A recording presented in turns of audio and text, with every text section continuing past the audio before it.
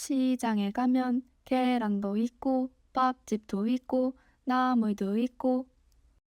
터치 한 번이면 새벽에 현관 앞까지 장바구니가 배달되는 세상.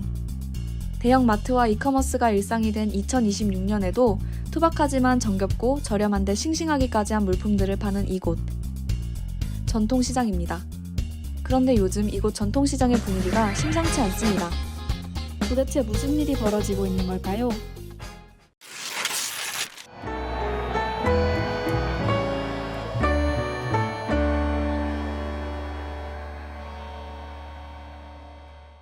십 14년 전 전통시장을 보호한다는 명목으로 시작된 대형마트 영업시간 제한이 이 골목 상권을 살린 게 아니라 쿠팡과 같은 온라인 커머스를 키웠다는 목소리가 나옵니다. 새벽 배송을 허용하는 법 개정이 추진되면서 소상공인 업계가 강하게 반발하고 있습니다.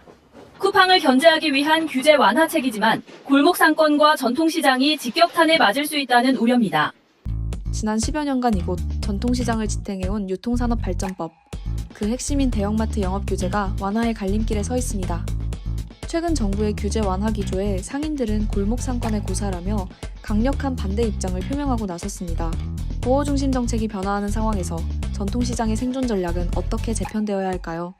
600년 역사의 남대문 시장부터 1905년 조선 상인들이 세운 광장시장까지.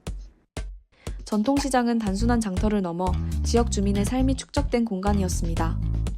2013년 법률은 전통시장을 상호 신뢰에 기반한 전통적 거래가 이루어지는 장소로 정의합니다.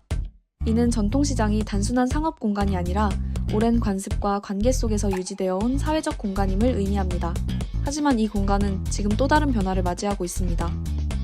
서울 전통시장의 시작은 조선 초로 거슬러 올라갑니다. 1414년 태종 때 설치된 시전을 시작으로 대동법 시행 이후 물류가 모이며 형성된 난전은 오늘날 남대문 시장의 출발점이 됐습니다.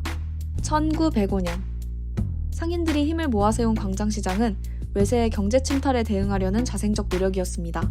그렇게 형성된 시장들은 지금 각기 다른 모습으로 진화하고 있습니다. 그러나 유통 환경의 급격한 변화 속에 전통시장은 점차 존립의 위기를 맞고 있습니다. 거대 자본과 온라인 플랫폼의 공세라는 외부적 위협은 물론 노후 시설과 서비스 결핍 등 시장 내부의 구조적 한계가 중첩되며 변화의 필요성이 그 어느 때보다 절실해진 시점입니다. 아시다시피 오프라인 소매업을 제로섬 게임이라고 보면은 대형마트하고 전통시장만 있으면은 아무래도 일요일 날 한 달에 2번 문을 닫게 하면은 뒤에 매출이 전통시장한테 넘어갈 수 있겠지만 실질적으로는 그렇지 않잖아요. 2015년부터 지난 10년 동안 급격히 성장한 쿠팡이라든지 그다음에 뭐 네이버 등등 해서 이커머스들이 그 수혜를 입었고 전통시장과 중소상인들은 특정 상권에서 10% 정도는 이익을 봤을지 모르겠지만 나머지는 오히려 전혀 이득을 못 보고 현재 상황은 전통시장도 마이너스, 대형마트도 마이너스인 상황이고요. 루저들의 게임이 됐고 1996년 유통시장 개방 이후 대형마트와의 매출 격차는 2.3배 이상으로 벌어졌습니다. 정부는 의무 휴업제라는 규제를 도입했지만 소비는 시장이 아닌 온라인과 편의점으로 흘러갔습니다. 시장은 유통 환경의 변화 속에서 점차 경쟁력을 잃어갔습니다. 문제는 시장 안쪽에서도 드러납니다. 전통시장 시설은 20년 이상 노후화된 곳이 많아 안전사고에 노출돼 있습니다. 특히 고객 쉼터 보급률은 13%에 그칩니다.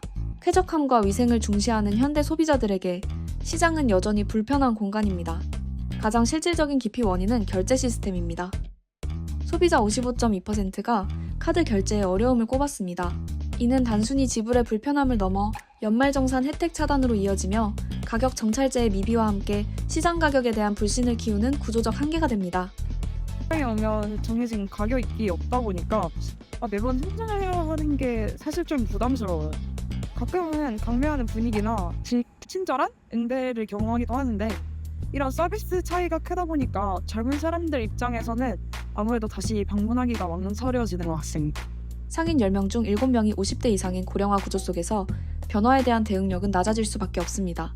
전 근대적인 판매 방식에 머물러 있는 사이 서비스 역량의 한계는 신규 고객 유입을 가로막는 또 다른 벽이 됐습니다.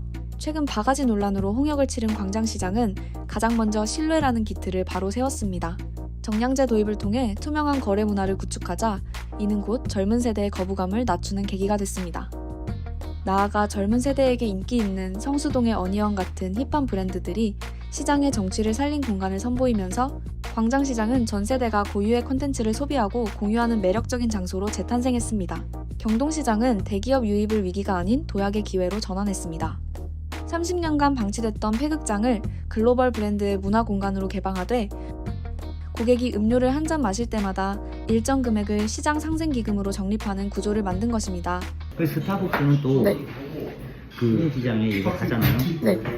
커피 한 잔에 얼마씩 해가지고 이제 그 성인 발전 기간 그 기금으로 그 상승 자금이라고 해줘요. 커피 한 잔에 몇백 원씩 떼어서요.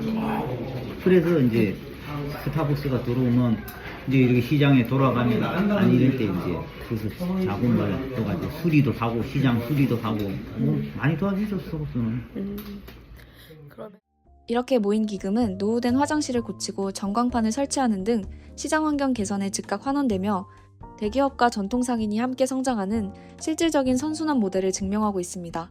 망원시장은 2세 경영을 하는 젊은 상인들이 많이 생겨났을 뿐 아니라 애초부터 좋은 아이템을 갖고 들어온 젊은 상인들이 많아져 시장에 더 활력이 생겼습니다. 최근 망원동은 2030 연인들의 데이트 성지로도 손꼽히는 전통시장이 되었습니다. 특정 시장의 활성화 뒤에는 인구 감소와 외면으로 소멸 위기에 처한 대다수의 지역 시장이 존재합니다. 그간의 정부 지원이 각 시장의 특색을 살리기보다 천편일률적인 지붕 설치나 시설 보수 같은 외형 개선에만 치중했기 때문입니다. 소비자가 시장을 다시 찾게 만드는 동력은 단순한 시설의 깨끗함이 아니라 해당 시장만이 제공할 수 있는 고유한 매력과 상품 경쟁력에 있습니다. 600년 역사의 전통시장은 이제 첨단 기술과 오랜 세월 축적된 신뢰가 공존하는 다목적 생활문화 공간으로 진화하고 있습니다. 시장은 단순히 물건을 사고 파는 과거의 유산을 넘어 현대적 경쟁력을 갖추고 지역 공동체의 삶을 지탱하는 현재 진행형의 공간으로 자리 잡고 있습니다. 전통시장은 단순한 상업 공간을 넘어 지역사회의 삶을 지탱해온 생활 기반입니다. 변화에 대한 대응이 이어질 때 우리 시장은 100년 후에도 변함없이 활기찬 모습으로 남을 것입니다.